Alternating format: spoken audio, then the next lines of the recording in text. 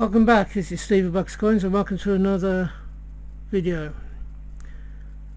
Today I'm going to do things slightly militaria in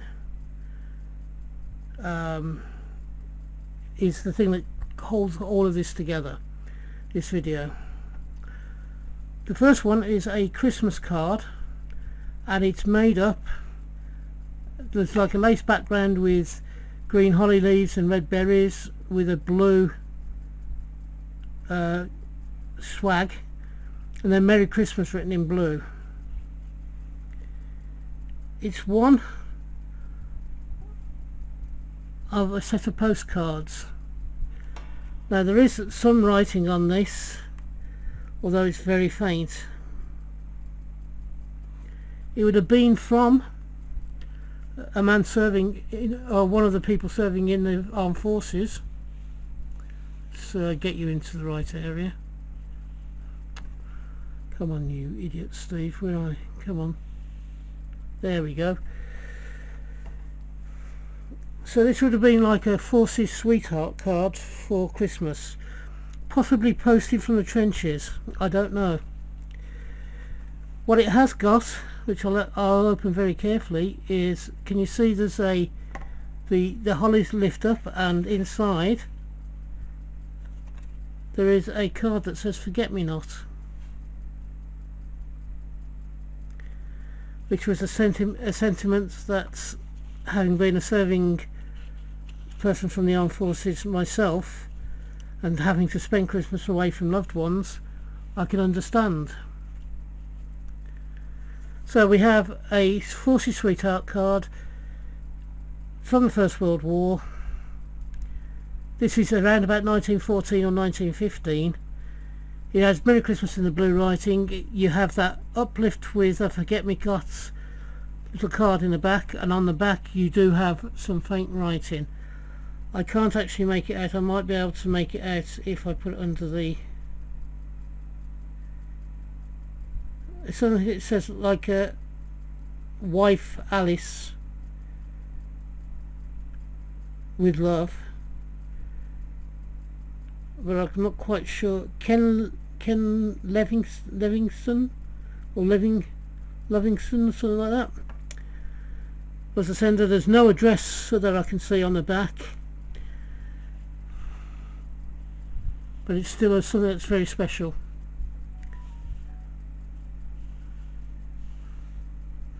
Something that's very special. I love things like this. It's that will go into my collection, and this is one that's also from the same period. It has on it a red tie of some description. Can you see that? The red tie going down this side here. You have the King's Crown, you have the Union Jack, you have the Royal Standard. That looks like a Scottish saltire, and in the centre you have a cartouche with a H in it. I think it is. Looks like a H. It's addressed to Mr. and Mrs. T.E. Hughes, 41 Wayland Road, Sharrow, Sheffield. So those were the people who originally had this card. There's nothing on the back. If you look on the inside,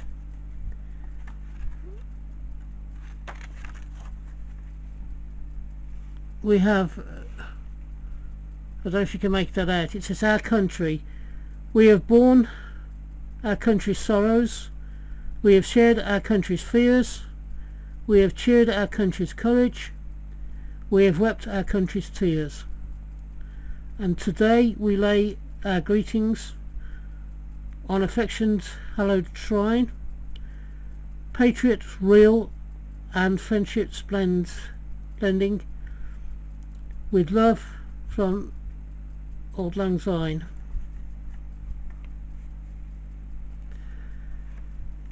This one is dated, let's get it in, Christmas 1914. All kind of thoughts and the best wishes for Christmas, and may the new year bring you much happiness. I wonder if the guy that sent this actually made it to the new year. Not too sure.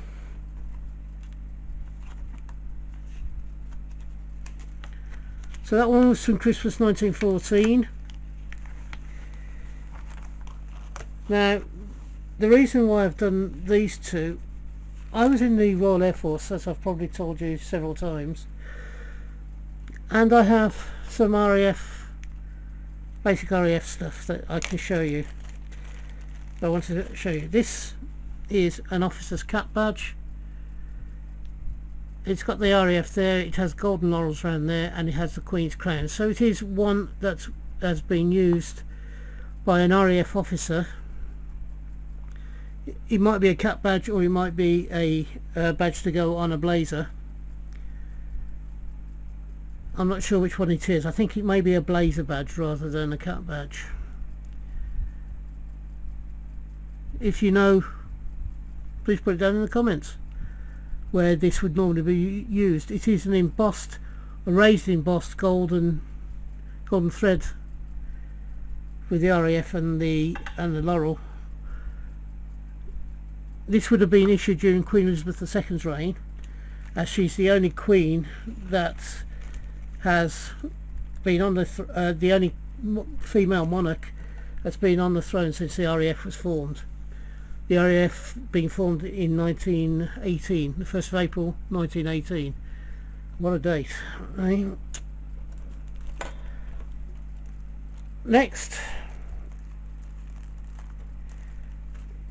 being right up to date, this is one that I would have used on my berry or on my number 1 hat. It is the RAF. It is a metal embossed. It's an alloy embossed. It has a pin at the back there. Now with these, when we had them in our berries and in our number 1 cap, we used to bend these end forks round so that the pin didn't come out. So you've got the Queen's crown, you have the RAF, and you have the laurel. So this one and this one are both Queen's ones, and the reason you can tell that is the shape of the crown. The next one I'm going to show you would have been issued during the time of between 1918 and 1918 and 1951, 52.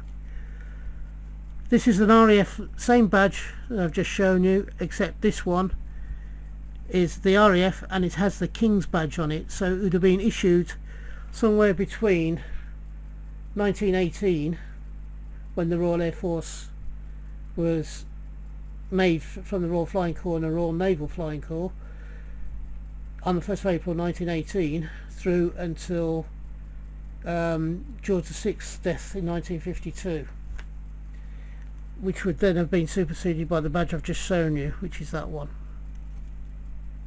the Stay Bright brass one. The difference is the crown at the top. So that would have been the badge my father would have had on his RAF cap badges, all with the King's crown on it.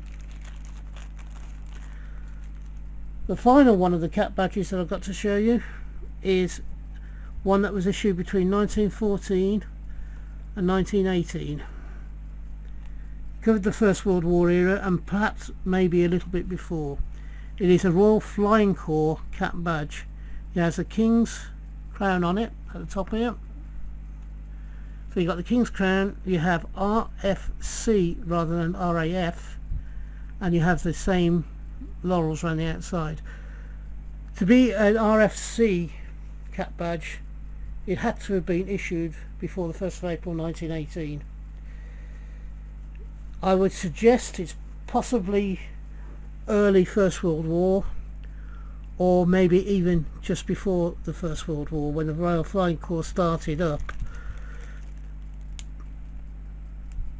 So we have the three main cap badges that the Royal Air Force has issued, or should I say the two main cap badges the Royal Air Force have issued for personnel such as myself who were non-commissioned, were not officers, which is the King's Crown badge and the Queen's Crown badge.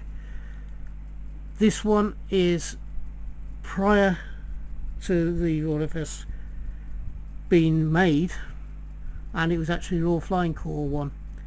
As I say, it's difficult to know exactly when this was issued.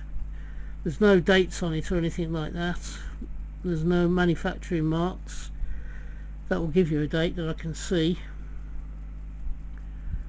So this one, because of the way of what it says, RFC, must have been issued before the RAF formed from the Royal Flying Corps and the Naval Flying Corps. So it's got to be sort of either early 1909, 1907, 1908, 1909, somewhere around that period, right the way through until the end of the First World War.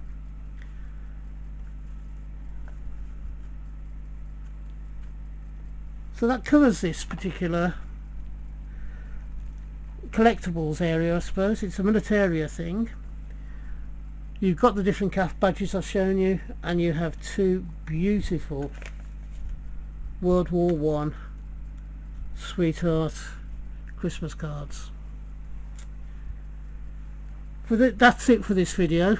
I hope you've enjoyed it, and if you have, could you please give me the thumbs up? It doesn't cost you anything, and except for a couple of seconds of your time. I do hope you will give us a thumbs up, and I hope if you haven't already subscribed that you at least think seriously about doing so. I would love to have you along through my rest of my journey through coins, banknotes, collectibles, and such as today, militaria. If you are having a hunt, a coin hunt, I hope you have a successful one and you find the coins you're looking for. If you're buying stuff, wherever you're buying it from, I hope you can get stuff that you are after for the price that you want to pay. And in the meantime, until we meet up again on this channel, which I hope will be not too far into the distant future, it's bye bye for me. Now ta-da, bye bye.